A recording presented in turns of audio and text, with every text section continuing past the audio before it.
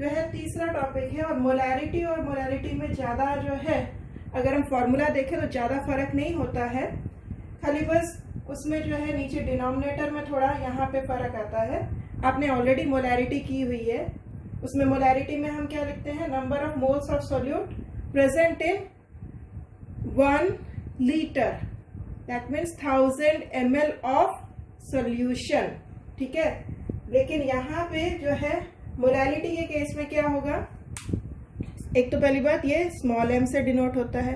Molarity को denote करने के लिए हम जो सिंबल यूज करते हैं वो है स्मॉल m, और जो फॉर्मूला है वो है number of moles of solute.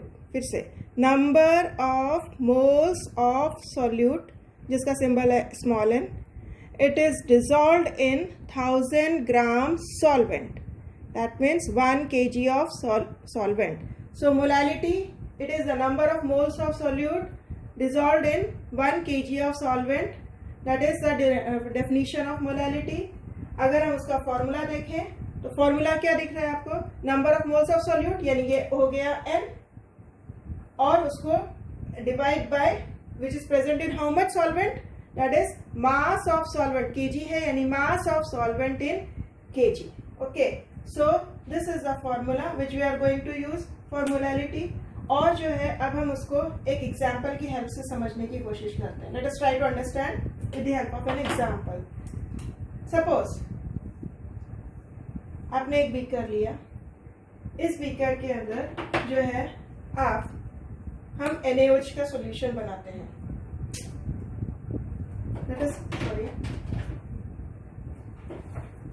हम NaOH का सॉल्यूशन बनाते हैं। NaOH का सॉल्यूशन बनाने के लिए NaOH प्लस वाटर लेना है, और दोनों का ध्यान रखना है अपने को, मास लेना है। तो NaOH हम जो है उसका मॉलिक्यूलर मास ले लेते हैं, that is 40 grams. Na 23 16 1 23 16 1 add करेंगे 40 ग्राम्स, और जो है हम उसको 1000 ग्राम्स वाटर में ले लेते हैं। तो एक्चुअली जो हमारा सॉल्यूशन बनेगा वो 1040 ग्राम्स का सॉल्यूशन होगा, ठीक है। बट हम सॉल्यूशन नहीं ले रहे हैं, हम क्या करेंगे, हमने जो है ये सॉल्यूशन वाटर लिया है, वाटर के अंदर हम क्या करेंगे 40 ग्राम्स NaOH डाल देंगे, और वाटर हमने कितना लिया 1000 ग्राम्स। सो एक्चुअली जो सॉल्यूशन मिलेगा वो कहलाएगा 1 molar. Why 1 molar? 1 molar by definition, 1 molar की क्या डेफिनेशन है, what is the definition of molarity, it is the number of moles of solute present in 1000 gram solvent. तो हम क्या करेंगे, अगर 1 मोलर लेना है तो I can say 1 mole solute which is present in 1000 grams solvent, और 1 मोल आपको अच्छे से पता है इसका मतलब होता है मॉलिक्यूलर मास। तो NaOH का मॉलिक्यूलर मास 40 है, तो हमने क्या करा 40 ग्राम्स NaOH ले लिया, यानी कि हमने 1 मोल NaOH ले लिया और उसको 1000 ग्राम्स वाटर में डाल दिया, तो हमारे पास 1 मोलर सॉल्यूशन बन गया। अब अगर हमें सपोज 2 मोलर लेना है तो हमें क्या करना पड़ेगा, 2 मोल्स लेना होगा। सिंपल, 40 ग्राम्स की जगह डबल कर दो, यानी 80 ग्राम्स अगर लेंगे तो 80 ग्राम्स NaOH ले लेंगे और 1000 ग्राम्स वाटर ले लेंगे, तो हमें जो मिल जाएगा 2 मोलर सॉल्यूशन मिल जाएगा। ओके, बट क्वेश्चन इज, तो अब यू विल से कि भाई अगर हर बार यही करना है तो इसमें फॉर्मूले की क्या जरूरत है। सपोज आपको 4 ग्राम्स NaOH ले लिया, ठीक है, और सॉल्यूशन जो है जरूरी थोड़ा ना कि हमें हमेशा 1000 ग्राम्स वाटर ही लेना पड़ेगा।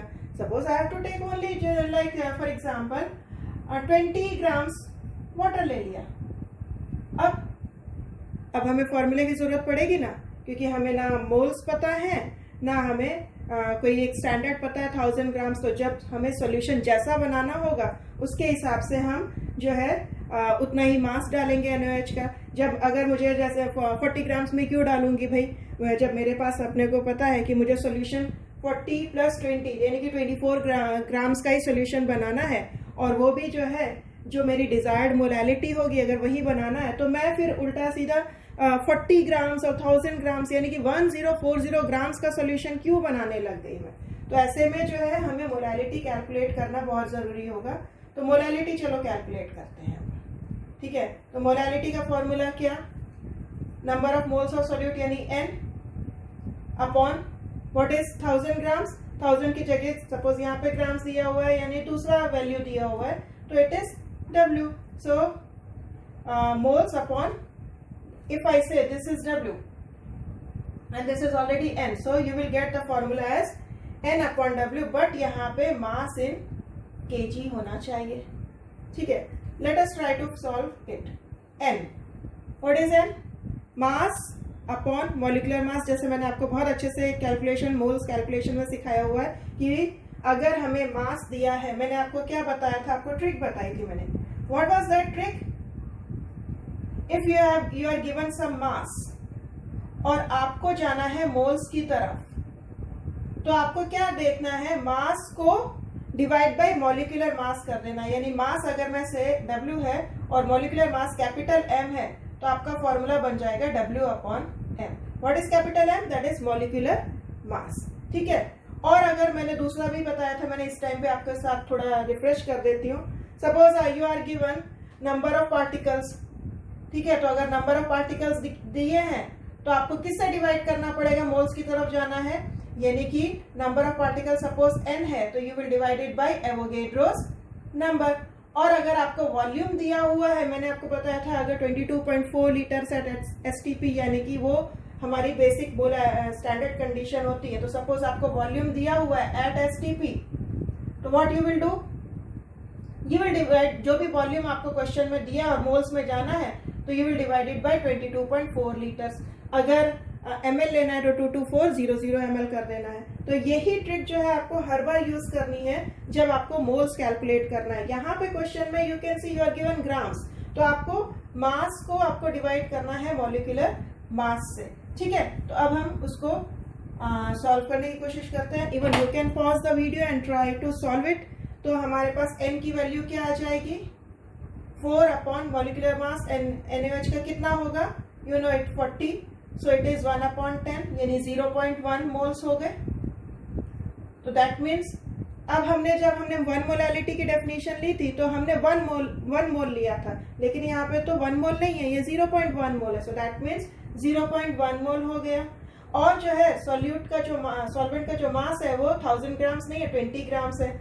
सो मोलैलिटी की डेफिनेशन के हिसाब से 0.1 और 20 ग्राम्स है, if you convert 20 into kg, so you will get 0.02 kg, so it is 0.02 kg, so you will get that is, अगर हम इसको डायरेक्टली जो है सॉल्व करने की कोशिश करें तो 0.1 divided by 0.02, what is the answer, 0.1 upon 0.02,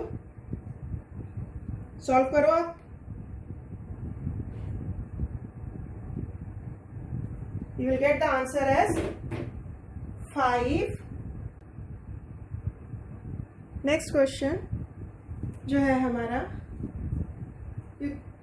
आप देख रहे हो आपके स्क्रीन पर क्या है, आपको दिया हुआ एक एक्वस शुगर सॉल्यूशन, उसका अमाउंट मास कितना है 214.2 ग्राम्स सॉल्यूशन का मास है, जिसमें आपने 34.2 ग्राम शुगर लिया है। मतलब आपने क्या करा, 34.2 ग्राम शुगर को वे कर लिया किसी बीकर में और उसके बाद हमने उसमें वाटर ऐड करा इतना कि एक्चुअल मास जो हो गया 214.2 ग्राम्स हो गया। और फिर उन्होंने पूछा है व्हाट इज द मोलैलिटी, ठीक है। तो इसको सॉल्व करने के लिए अगेन मोलैलिटी है तो फॉर्मूला क्या हुआ, हम मोलैलिटी का एक जो है बिकॉज इट इज न्यू, आपके लिए ये नया टॉपिक है, तो हम मोलैलिटी का फॉर्मूला हम थोड़ा डिटेल में कर लेते हैं। कैसे, वी नो दैट मोलैलिटी क्या है, number of moles of solute upon mass of solvent in KG. तो number of moles of solute यानी कि mass of solute in grams divided by molecular mass of solute into mass of solvent in KG को हम ऐसे कर देंगे 1000 upon mass of solvent in grams. तो ये वाला जो फॉर्मूला है ये इनिशियल स्टेज पे हम यूज कर सकते हैं। तो मास ऑफ सॉल्यूट कितना है सोल्यूट का मास, यू कैन सी 34.2 ग्राम्स हो गया। ठीक है, मॉलिक्यूलर मास ऑफ सोल्यूट, अब वो बारी आई सोल्यूट के मॉलिक्यूलर मास की कैलकुलेट करने के लिए। तो कुछ फॉर्मूले तो आपको थोड़ा ध्यान में रखने होंगे, और जैसा कि ये पहली बार आपके साथ हो रहा है कि ये क्वेश्चन जो है शुगर अभी तक आया नहीं है, तो C12H22O11 C12H22O11 जो है इसका फॉर्मूला हो गया। तो फॉर्मूला के हिसाब से जब हम मास कैलकुलेट करने जाते हैं तो 12 times 6 plus 22 times 1 plus 11 times 16। तो ये जब हम इसको कैलकुलेट करेंगे, you can pause it and try to calculate, otherwise ये जो हुआ 342 ग्राम पर मोल हो गया। तो देखो ये 342 हो गया into 1000 divided by mass of solvent. तो मास ऑफ सॉल्वेंट कितना आपको दिया हुआ है वो आपको यहाँ पे इसके डिफरेंस से पता चलेगा।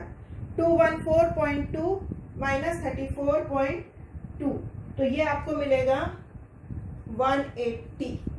ठीक है, तो जब हम इसको सॉल्व करेंगे, you solve it, pause and solve it, pause करो और उसको सॉल्व करने की कोशिश करो, यू विल गेट 0.55 मोलर। ठीक है, so this was the solution. बहुत इजी है, ज़्यादा डिफिकल्ट नहीं है। फॉर्मूला अगर आपको याद हो जाता है एक बार तो आपको क्वेश्चन को सॉल्व करने में दिक्कत नहीं होगी। यहाँ पे आपको क्या दिमाग में रखना है, एक चीज़ जो हमेशा ध्यान में रखनी है कि फॉर्मूला जो है हमारे, हम जितने शॉर्टकट्स अपनाएंगे ना उतना ही हमारे लिए न्यूमेरिकल्स केमिस्ट्री में इजी होते हैं। शॉर्टकट मैंने आपको बताया है, moles upon mass of solvent इन के जो है केजी में लेना है, तो मोल्स आपको कैलकुलेट करना है। तो जब भी मोल्स कैलकुलेट करना है तो वो मोल्स कैलकुलेट करने का जो बेसिक फंडा है वो आपको याद में रखना है। ओके, आई होप कि आपको ये समझ में आ गया होगा। नेक्स्ट टॉपिक जो है मोलालिटी के बाद जो दूसरा आता है वो मोल फ्रैक्शन, वो हम नेक्स्ट वीडियो में देखने वाले हैं। ओके।